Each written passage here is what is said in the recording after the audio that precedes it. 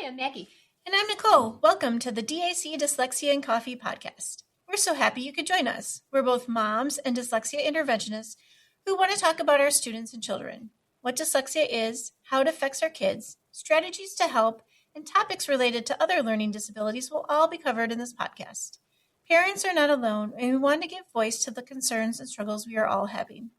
This is a safe place to learn more about how to help our children grow and succeed in school and the world. Grab a cup of coffee and enjoy the conversation. Hi, everybody. Welcome to episode 85 of Dyslexia and Coffee podcast.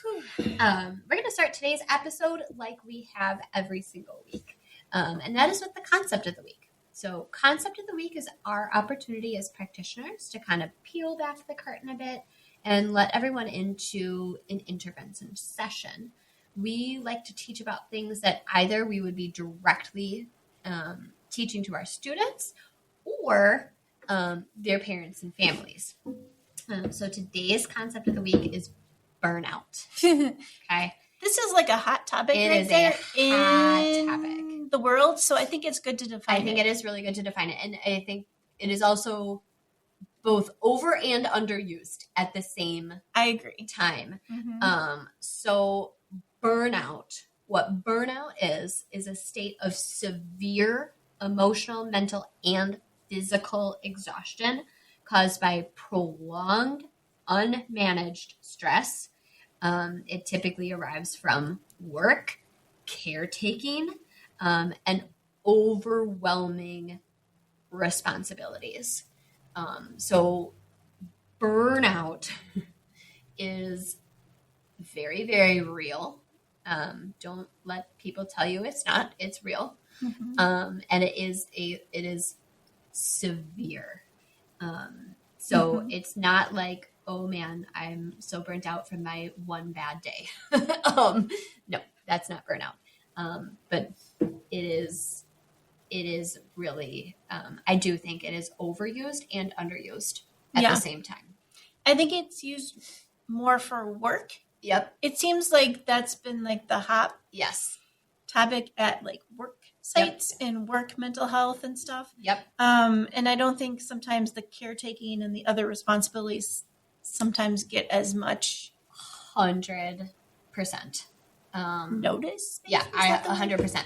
And absolutely, I think that's true. And I think, it does affect both women and men. Mm-hmm. But they do find it's kind of like at different stages of life. Correct. Like older women, surprise, surprise. I wonder why. Wonder why. Wonder why. Oh my goodness. Oh my gosh, so weird. But yeah, it's real. So we decided to talk about a little bit of a topic that might be a little bit hot button topic. Somebody's coming in hot today, and that somebody is me. So episode 85 is why teachers are quitting. Oof. We thought we should really recognize that this is happening in our world today. Yes. And why this is happening, and I don't think we really have a reason how to help, but I have some ideas. But we do have, we wanted people to understand why. Yeah. The why behind. Yeah. I think the number one reason, I don't think will surprise anybody, truly. The number one reason teachers are quitting is extreme stress and burnout.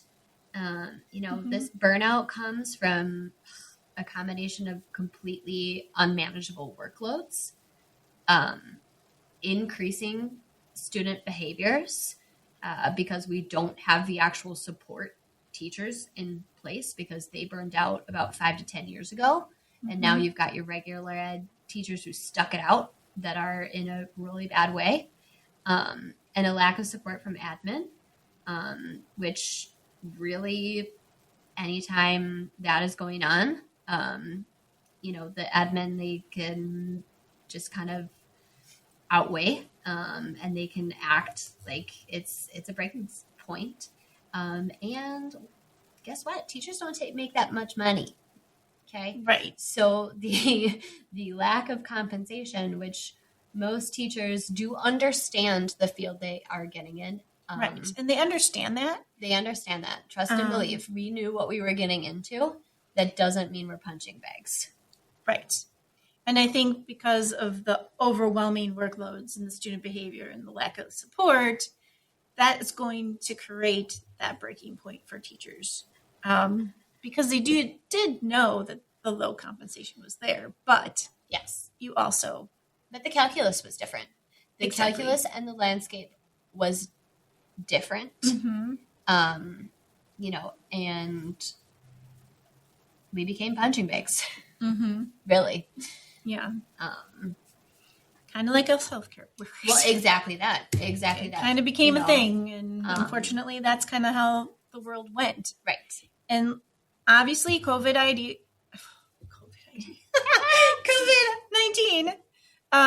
worsened these conditions. And the research shows that 78% of teachers consider leaving due to stress, student behavior, and feeling disrespected or undervalued. Very much. Especially after the pandemic. Oh, yeah. And there was just this overwhelming, I think, both with teachers and with healthcare workers, there was this idea of like, oh, you're a superhero. And it was like, so that means I'm just supposed to take it. Like the right. Underlying that was like, so you're just supposed to take it. Mm-hmm. Yuck. Yeah. Yuck. There's only so much of that people can take because no, I'm not. I'm just a person. Exactly. Mm-hmm. So some of the working conditions, overcrowded classrooms are very common right now. That used to not be as much like when we were kids a long time ago. There's more stress in the environment. They have to work longer hours, and they're starting to feel more overwhelmed and burnt out because of that. The pace is so much faster, and they are expected to do more with less over and over and over again. We've talked about this already, but the low compensation, right? The salaries are not keeping up with the rise in cost of living. 81% of teachers saying that their pay is not keeping pace. 84% of teachers are unable to afford living near their school. That's wow. Because that's a big number. And I mean, when we were younger, all of the teachers lived in the neighborhood. They lived in the neighborhood. Right. And now they don't anymore. And now they don't. And in some places it was required that they live in the district. Exactly. They, taught in. And I have some conflicted thinking about that too. Right. But it was much, much, it was much, much different. Right. So alongside that is the lack of administrative support. Teachers report that they're managing more challenging student behaviors now more than ever. They don't have autonomy anymore. And they're following, environments that are toxic. People are... Right. That's another word. It's not a friendly environment. Exactly. And that whole like toxic work environment, again, I think is like sometimes really overused and sometimes not used when it really is accurate.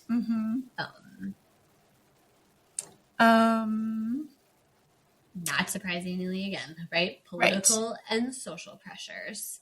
And I don't necessarily just mean political, like what party affiliation you mean, right? Right. We're talking about like the body politic. So about like political and social pressure, increased scrutiny from parents and community members. I can speak to that pretty personally. People just assume how you feel about something based on your profession, which is kind of just crazy to me. I've always been very confused about that. Reading, that can feel like you're being micromanaged Right. and demoralized. There was a lot of like deprofessionalization of teachers, like a lot of just, you're just a teacher. What do you know? kind of Right. a tone that is very real. Yeah. And I've heard it over and over and over from me personally, have experienced it, and most of my colleagues can speak to that as well. And they said high levels of job-related stress is double that of other professions right now, and that leads to your emotional exhaustion. Also, a significant number of new teachers are leaving because they don't have mentoring. Yes. There's not enough time in a day for a teacher to mentor another teacher because they're really busy with their own classroom. And then the experienced teachers are leaving because of the burnout and that they don't feel like they're doing quality education anymore. Yeah. Which you can it's really a kind of a catch-22 going on there. Exactly. You can really, really see how pervasive and cyclical this problem is. I mean, there's a teacher shortage. So there are like a lot of incentives right now for becoming certified teacher because there's such a shortage. I mean, there's been a special ed teachers shortage for many years now. But now there is additionally a shortage of general ed teachers. And now you have no one to actually train them. Correct. Yeah. And how do you get better at teaching? By being mentored. By being right. I mean, absolutely. Yeah. A survey in 2025 from the Center of American Progress showed that roughly 7 out of 10 early career teachers abandoned or considered leaving the classroom within the first 5 years of teaching. Yeah. That's pretty significant, guys. That's huge. I mean, that used to be something in the realm of like 4 out of 10. Just, by the way, about 12 years ago or so, it was like 4 out of 10. Yeah. That would consider within the first 5 years. Mm-hmm. Yeah. And it wasn't for these reasons. It was for different reasons. Yeah, they were usually different reasons. Yeah. Some key factors that might be impacting is obviously the safety concerns. If there's more behaviors in your classroom, you know, educators report getting cursed at, hit, assaulted, and so they fear their own safety. Yeah, and then there's not support. So they're like, you're getting hit, and you're kind of like, well, that's a bummer. Mm-hmm. Like, no, that's not a bummer. That's my physical safety. Right. No. Which comes to our next point of the no consequence culture right now, where administration doesn't do anything with the behavior, or there's no repercussions for the behavior. And so that frustrates teachers because there's nothing they can do to stop that physical. You're just told to redirect the dangerous behavior. And that's just frankly unacceptable. Right. And it's like this perceived, I think what makes this gross too is it's the admin not backing up the teachers, which is gross. Makes me all kinds of mad. And then it's also this like admin being afraid to tell parents that their kid is a behavior problem. And that is a problem. So it's not just one layer, it's many layers. Mm-hmm. And then those behaviors in the classroom makes it really impossible to teach, right? Because there's no, even if you have students that want to learn, they can't because there's somebody having a behavior. Right. If you have a teacher who's unable to step in, their classroom is total anarchy. Like the kids are in charge. And listen, kids should not be in charge of a classroom. That's not the way it should be. Kids' brains are not even set up to be in charge. Like, no, adults need to be the adults here. And I'm just going to call that really bluntly. Yeah, and that gives us more mental health strain. And that's what teachers are saying their primary reason is leaving. And what is interesting is the trend affects educators of all age groups, not Yes. even a certain age group, right? Correct. Like it's across elementary, middle, high school. Mhm. Yeah. Like it's across it. Yeah. And you've got teachers who've been teaching 20, 30 years, and in the last 5 have said, this is out of control. Like, this is bizarrely out of control. What have we done? Right. Listen, it's not just that, like, have kids changed? Sure, kids have changed, but also the way we have dealt with these situations has changed too. And hey, friends, not for the better. Right.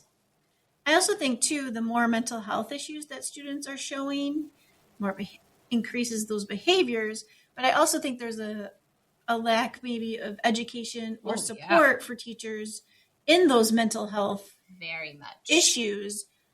And so they are not able to deal with that. Yeah, very much. I mean, because that's not their background. Correct. I mean, absolutely. I mean, I am a teacher. I have a heart for teachers. And I have also a mom, so I have a heart for parents. And it's a very difficult road to walk. What we hear, it's kind of a good problem for Nicole and I, because Nicole and I get a lot of extremely talented educators who come to us and want a job for all of these reasons that we have just talked about. Right. And it worries me greatly. Like, yay, now we have excellent teachers that work for us. Good. That's a good thing for us. But all of these excellent teachers have fled not just the public schools, the private schools too. It's not just happening in public schools. This is happening everywhere. All ages, all stages, all environments, it seems like. So when all of our talented educators leave, what are we going to do? What are we going to do now? Right. And now we are honestly in a place where, okay, now what? Because the ones who left are gone. Right. The ones who are here now really don't know what they're doing. And obviously I am broad strokes, right? There are still extremely dedicated, talented teachers still working every single day that are supporting them. Correct. Supportive administrators do actually exist. I have worked for them. So this is obviously broad strokes and very biased. This is my very biased view of what's going on. I do not. I try to stay with the research, but yeah, I usually do, but not today. But the research is showing that these mental health issues are impacting other students, which causes more mental health issues. Well, and we're kind of also in a... How do you expect a kid to behave when there is no behavior expectation? Right. And I do think this really primarily does come down to behavioral expectations and not setting very firm boundaries within your classroom. And sometimes it's because teachers feel like they can't. But some of the issues, I mean, we've been having some behavior issues with my second grader this year, where he is, I mean, of course I think this, but he's a very good kid. He really is a very good kid. He's a sweetheart. He is a kind-hearted kid who does well when he can. But he is extremely influenced by other peers, and he can be extremely silly. And so he is so silly when it's not appropriate to be silly, and he can distract his peers. That's not okay. Right. And there's one peer in particular, they're little buddies, who the two of them together are a terrible combination. They should not be put together. And they're just allowed to be together, despite many times of us saying, like, this is not a good idea, and the counselor has said it's not a good idea, and they're just like allowed to do this. And when I did have a conversation with their teacher, like, so what actually is the consequence for when they don't listen to you? Because trust and believe there are consequences at home. Right. Like it's not just always, the parents have no rules. Trust me, friends, I have rules. Mm-hmm. I absolutely have rules in my home. And that doesn't mean my kids don't break them sometimes. But when they do, there are consequences. So I said, what is the consequence? And she says, well, I emailed you. I said, this is not a consequence. This is not a consequence. Like, losing recess is a consequence. Right. Doing something else that he doesn't want to do, that is a consequence. Correct. Calling me, not a consequence. That's not it. By the time he gets home, he's going to forget what he's been in trouble for. Totally not. Totally, that's not. He doesn't connect that anymore. No. So he's learned, cool, I can walk all over you. I can do whatever I want. Mm-hmm. And that is basically what's happening. That doesn't mean I'm fine with it. I'm not fine with it. He's not learning what he needs to learn. Exactly. And the rest of the class is missing out too. It's not cool. Right.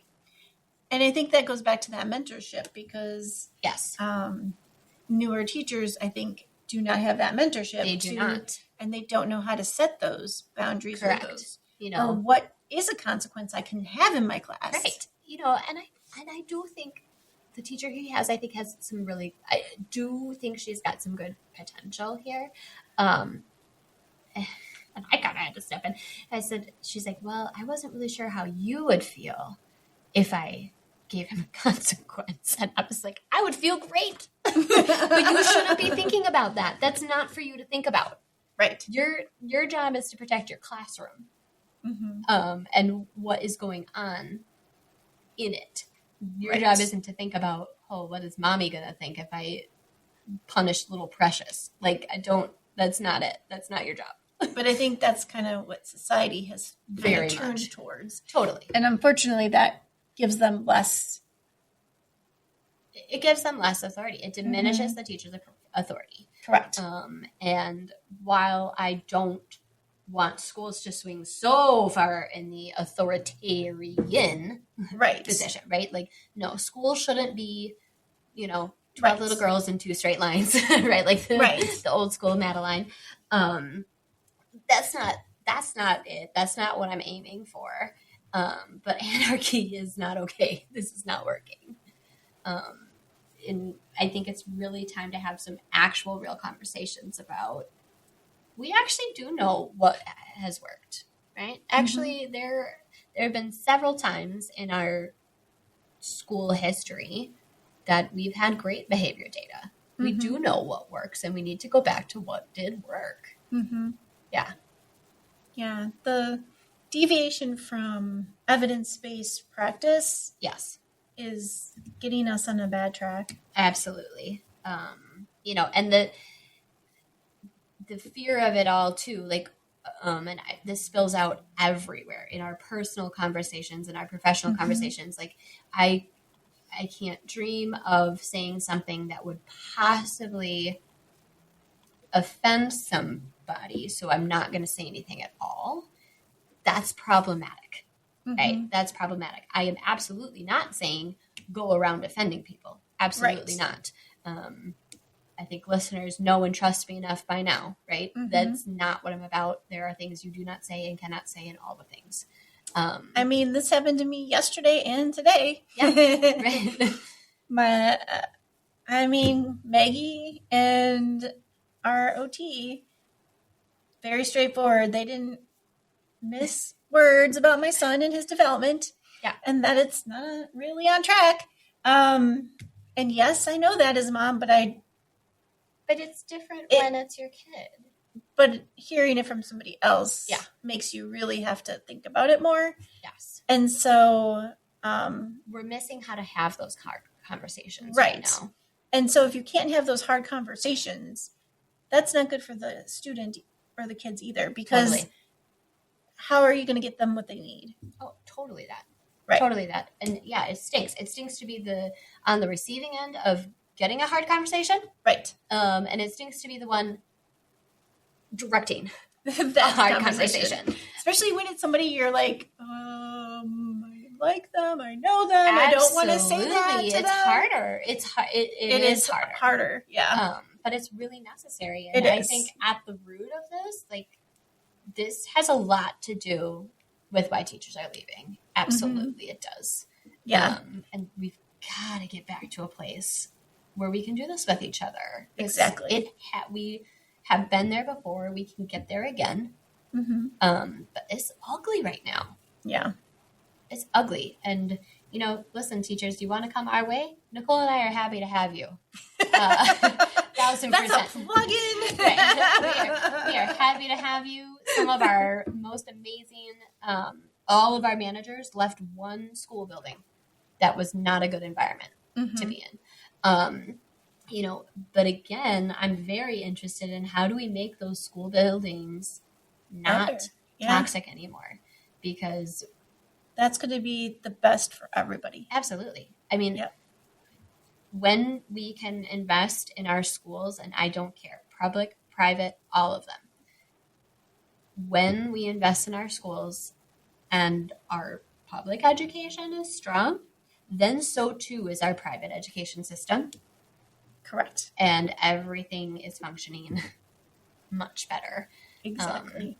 Strong public schools benefit absolutely everybody in the community, whether you choose to send your kids there or not.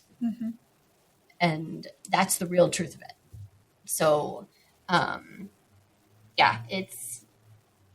a hard conversation to have. We're not going to be able to solve this one today, though. Heck no, not today. Not today. But I think having real conversations like this does help and start to move the needle towards building something better, right? It's like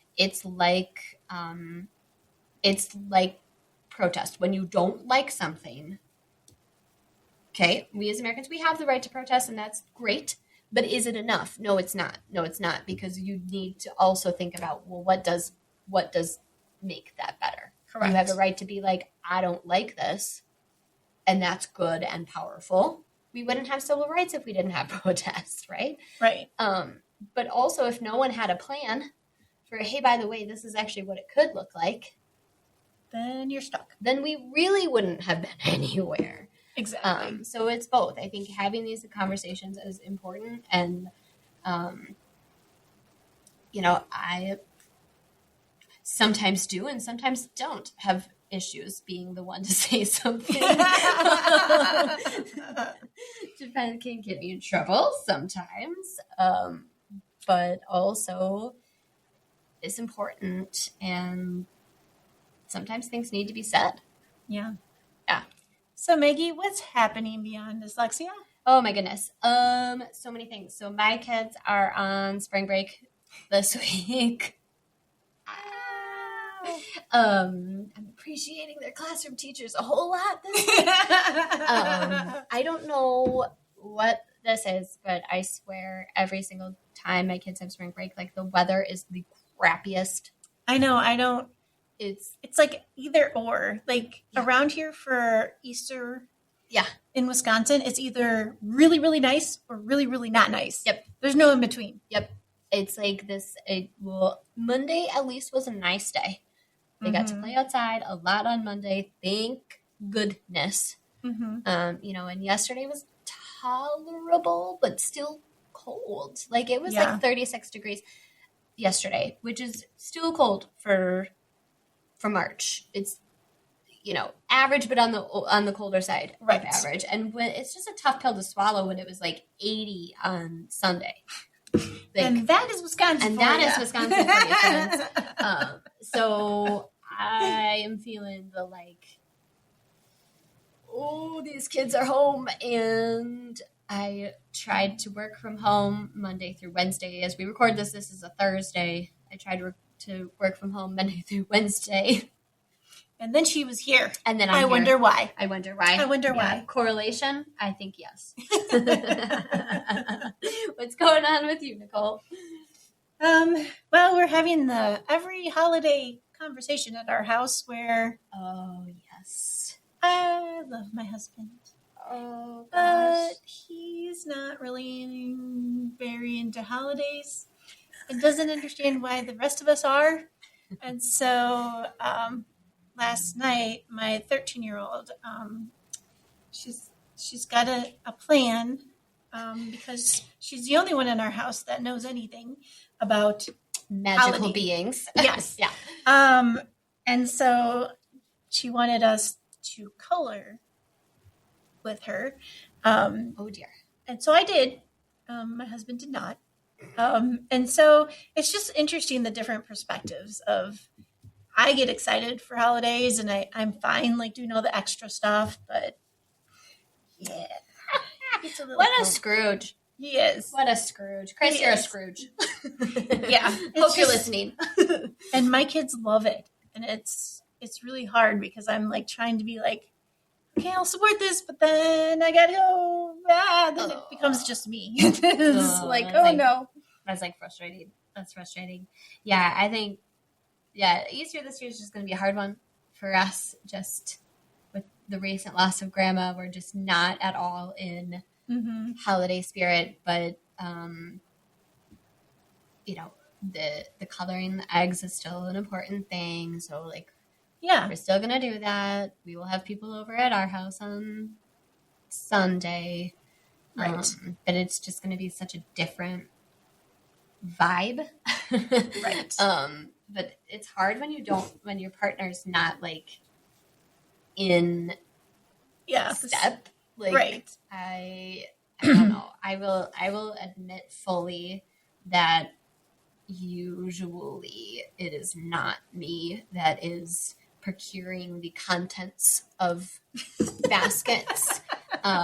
Because honestly, if it was up to me, it's not that I like don't care about the holidays. I just am I'm so not a stuff kind of person.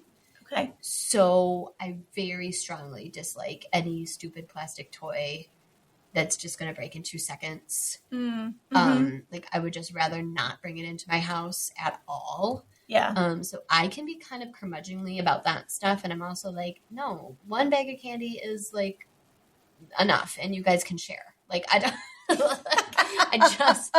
I just it's like that stuff that kind of just goes right through me. I mean, it's kind of the reason in our house we don't do birthday presents. Like we don't buy birthday presents for our kids. What we do is they pick a thing to do and then we go do it. So I think it's hard for me to fight the like I don't want all that junk in my house and they're not even going to remember that they even got it in the first place. Just saying. But my husband was the only child and the amount of things that he received, I was like, okay, well, we don't have to replicate that. Can we meet in the middle somewhere? And I'm usually like, yeah, you go procure the things. I'm going to be hands off, whatever. Okay, whatever. That's your deal. So that's life. Well, thank you, everybody. Please follow us on social media and reach out if you have any questions or you would like us to discuss a topic. If you do like our show, be sure to follow us and give us a rating on your favorite podcast player. That follow and rating, that is really, really, really how we reach more listeners, and then we get to help more families. So thank you, everybody. Thank you.